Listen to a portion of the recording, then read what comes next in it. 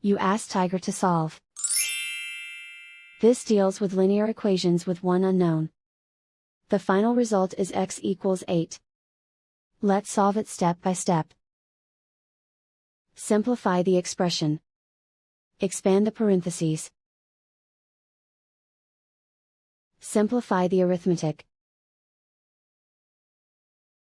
Multiply the coefficients. Swap sides.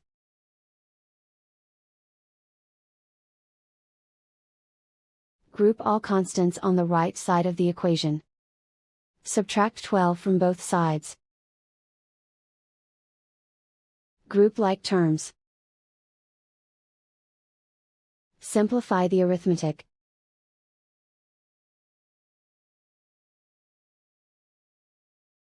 Isolate the x. Divide both sides by 21. Simplify the fraction.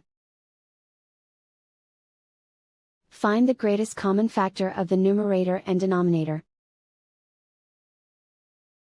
Factor out and cancel the greatest common factor.